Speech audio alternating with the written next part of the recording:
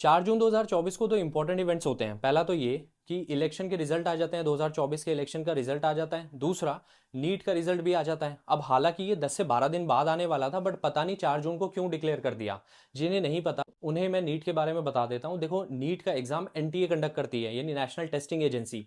अब नीट का एग्जाम किन्हें देना पड़ता है? जो स्टूडेंट्स डॉक्टर बनना चाहते हैं उन्हें नेशनल एलिजिबिलिटी कम एंट्रेंस यानी नीट का एग्जाम देना पड़ता है। पहले इसकी जगह एआईपीएमटी होता था, यानी all India pre medical test.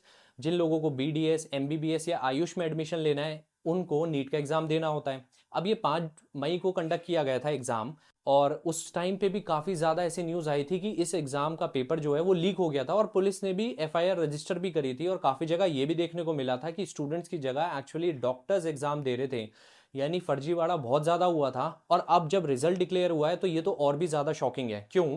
क्योंकि इसमें 67 स्टूडेंट्स ऐसे हैं, 67 स्टूडेंट्स जिनका ऑल इंडिया रैंक 1 आया है। Can you imagine? ये थोड़ा सा शॉकिंग नहीं लगता?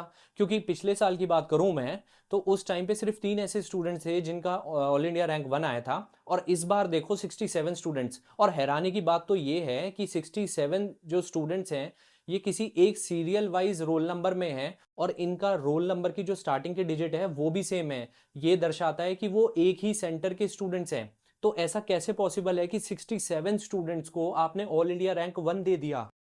नीट के एग्जाम में 200 क्वेश्चन होते हैं, जिसमें से स्टूडेंट्स को 180 करने होते हैं।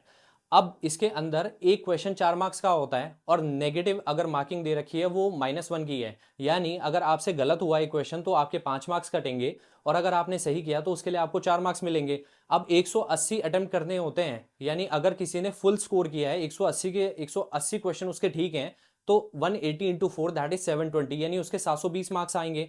अब ये जितने भी 67 स्टूडेंट्स हैं इनके 720 मार्क्स आए हैं। यानी अगर आप डिफिकल्टी लेवल देखोगे नीट का, यूपीएससी का, सीडीएस का, जीआरई, जीमेट और जितने भी ऐसे स्टैंडर्ड एग्जाम्स हैं, इनका पेपर काफ़ी ज़्यादा टफ होता है। और बहुत सारे बच्चे लाखों रुपए कोचिंग में बहाते हैं और इस एग्ज़ाम की तैयारी करते हैं। और साथ ही साथ ऐसे बहुत सारे स्टूडेंट्स हैं जो 2-2 3-3 साल का ड्रॉप भी लेते हैं, यानी ईयर में गैप लेते हैं और इसकी प्रिपरेशन करते हैं, तब जाके नहीं निकलता। और यहाँ पे 67 स्टूडेंट के 720 मार्क्स आने, ये थोड़े अचंभे वाली बात है।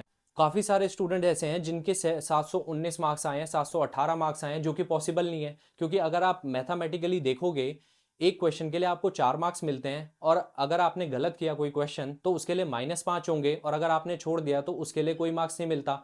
तो इस हिसाब से अगर आपने एक क्वेश्चन गलत कर दिया है तो आपके 715 मार्क्स बनने चाहिए, और अगर आपने एक क्वेश्चन छोड़ा है तो आपके 716 मार्क्स बनने चाहिए, और अगर आपने पूरे 180 क्वेश्चन करे हैं तो आपके 720 मार्क्स बनने चाहिए। तो 719 718 मार्क्स का तो सवाल उठता नहीं है। बट इस पे एनटीए का क्या जवाब है? एनटीए ने कहा है कि 2018 में सुप्रीम कोर्ट की गाइडलाइन के हिसाब से हमने इसमें नॉर्मलाइजेशन किया है, और नॉर्मलाइजेशन की वजह से इसमें हमने ग्रेस मार्क्स दिए हैं। अब क्वेश्चन उठता है कि ग्रेस मार्क्स दिए क्यों थे? देखो, जैसे मैंने बताया कि 5 मई को एग्जाम कंडक्ट किया गया था। उस टाइम पे कुछ इरेगुलरिटीज की वजह से स्टूडेंट्स को 2 सेट मिल गए थे, जिसकी वजह से उनका टाइम वेस्ट हुआ। अब उस टाइम को कॉम्पनसेट करने के लिए इन्होंने ग्रेस मार्क्स दिए। हालांकि ग्रेस मार्क्स किस बेसिस पे दिए गए हैं ये नहीं पता, ये पब्लिक डोमेन में नहीं आया अभी तक। और स्टूडेंट्स की इस पे ये डिमांड है कि नीट का एग्जाम दोबारा कंडक्ट करवाया जाना चाहिए, और बात यहाँ सही भी है। बट एनटीए तो मानने को तैयार नहीं है कि इस एग्जाम को जब कंडक्ट कराया गया था उसमें कुछ इरेगुलरिटीज हुई थी। भाई, जब पुलिस ने एफआईआर भी रजिस्टर करी है,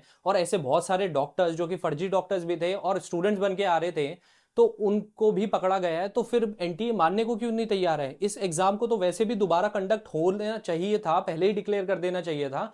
और ये जो रिजल्ट आया है ये तो काफी ज्यादा शॉकिंग है। जो इतने सारे स्टूडेंट्स हैं एक ही सेंटर के, यानी 67 स्टूडेंट्स हैं, उनके ऑल इंडिया रैंक 1 आना, और इतने सारों के आना एकदम। और ग्रेस मार्क्स पे क्या क्राइटेरिया है, क्या फॉर्मूला है, वो हमें नहीं पता। नॉर्मलाइजेशन किस तरीके से हुआ है ये नहीं पता। और जो नीट का एग्जाम है ये दोबारा कंडक्ट होना चाहिए, ये स्टूडेंट्स की डिमांड है। क्योंकि ये उनकी एस्पिरेशन, ये उनकी एक्सपेक्टेशंस को तोड़ने वाली बात है। स्टूडेंट्स को कितनी ज्यादा इससे एक्सपेक्टेशंस होती हैं कि ये उनके भविष्य का सवाल है, ये फ्यूचर का सवाल है उनके, क्योंकि वो डॉक्टर बनते हैं इस एग्जाम के थ्रू। और ये सिर्फ स्टूडेंट्स की बात नहीं है, उनकी फैमिली से भी जुड़ा हुआ है, क्योंकि इस एग्जाम को करीबन 24 लाख स्टूडेंट्स ने दिया था। ये 24 लाख घरों की भी बात है, ये उन फैमिलीज की भी बात है जिन्हें अपने बच्चों से उम्मीद होती है कि वो डॉक्टर बनेंगे और एक सफल डॉक्टर बनेंगे। अगर ऐसे फर्जीवाड़े से जिनका ऑल इंडिया रैंक 1 आ रहा है, अगर वो डॉक्टर बनेंगे तो आप सोच सकते हो कि किस तरीके का हेल्थ सिस्टम इस देश का होगा। किस तरीके के वो डॉक्टर्स होंगे। तो मेरे हिसाब से या तो एनटीए को प्रेस कॉन्फ्रेंस करनी चाहिए और स्टूडेंट्स के साथ एक मीटिंग करनी चाहिए, बाकायदा उन्हें बताना चाहिए कि इस बेसिस पे हमने ग्रेस मार्क्स दिए हैं और ये प्रॉब्लम्स थी, और 67 स्टूडेंट्स के कैसे ऑल इंडिया रैंक 1 आ गया। ये सारी चीज़ें पब्लिक डोमेन में होनी चाहिए, ये चीज़ें बतानी चाहिए। ट्रांसपेरेंसी की बहुत ज़्यादा ज़रूरत है। ऐसे आए दिन बहुत सारे एग्जाम्स लीक होते रहते हैं, चाहे मैं यूपी पुलिस के कांस्टेबल की बात करूं या पहले एसएससी एग्जाम भी लीक होता था। तो ये तो स्टूडेंट्स का टाइम, मनी सब बर्बाद करने वाली बात है, क्योंकि इसमें दिन रात लोग मेहनत करते हैं, उनका फ्यूचर होता है। अब इस एक एग्जाम की वजह से अगर आप एक एग्जाम भी ढंग से कंडक्ट नहीं करा सकते, तो इसमें गवर्नमेंट तो यानी फेल होती हुई दिखाई दे रही है। ये तो उन स्टूडेंट्स की, जो यूथ है, उनका टाइम वेस्ट करने वाली बात है। और टाइम तो गया, साथ में एज भी जा रही है, और साथ में जो उनका प्रिपरेशन है, जो प्रेशियस टाइम है, वो सब बर्बाद हो रहा है इसके अंदर। और पैसे का तो है ही, क्योंकि इसके लिए लाखों रुपए बच्चे फीस के तौर पे देते हैं। तो मेरे हिसाब से एनटीए को दोबारा एग्जाम कंडक्ट करना चाहिए और स्टूडेंट्स की डिमांड को समझना चाहिए, या फिर प्रेस कॉन्फ्रेंस करके स्टूडेंट्स को बताना चाहिए कि क्या प्रॉब्लम्स हैं और क्या वो एक्शन ले सकते हैं इसके ऊपर।